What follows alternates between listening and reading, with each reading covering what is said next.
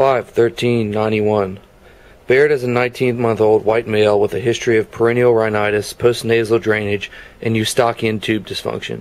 He had PE tubes placed about 6 months ago, which have improved the ear infections markedly, but he has 2 infections since the tubes were placed. He also has problems with infrequent cough, but no problems with recurrent bronchitis or asthma.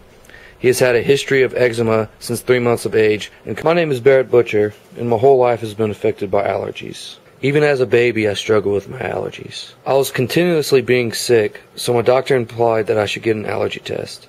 The process of being allergy tested was the worst thing as a young child. I remember walking into the doctor's office being really nervous as what was to come.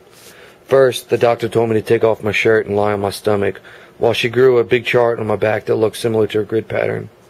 The nurse then, taking the test needles, pricked 6 needles at a time, then scratched my skin surface and inject different items into my back for testing. This is a long process that took over an hour to complete. Once the pricking was done, I had to wait, itching all over my back, until the doctor said it was time. Swelling was not only apparent for all the items I was tested for, but was growing to the boxes next to it. The nurse said that I was the most reactant patient that had ever tested, coming positive for everything else they tested for. These allergies would affect me in everyday life. As a kid, I was outside all the time. I played baseball, soccer, and football.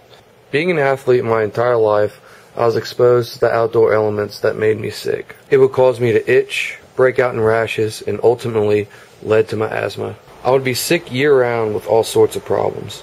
One year, I had gotten 6 sinus infections and had to miss 30 days of school. I was never allowed to have any cats or dogs as a child because I was so allergic to them. Up until junior year of high school, I had to get allergy shots twice a week so I would even feel better. But the worst part of my allergies was that I was allergic to corn syrup. You must be thinking, corn syrup? That's not that bad. But what people don't know is that corn syrup is everything. This allergy affected my everyday life. Americans eat an average of 42 pounds of corn syrup a year, and I couldn't have any of it. If I did choose to eat these foods that I was allergic to, it would cause me to break into hives and become very hyperactive.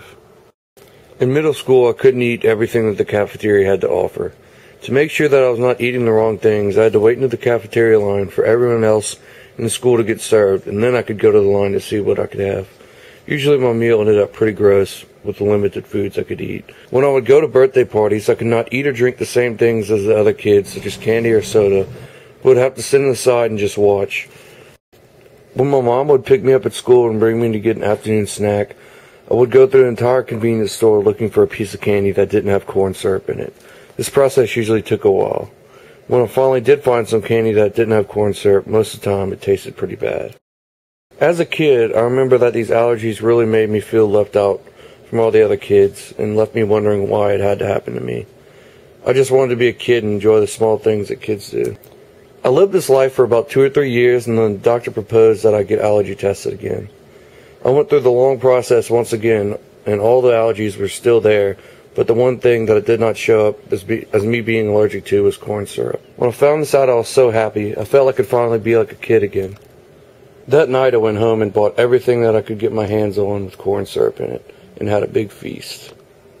Today I still live with the allergies that have affected me in the past, but I can't really complain. I could be allergic to corn syrup.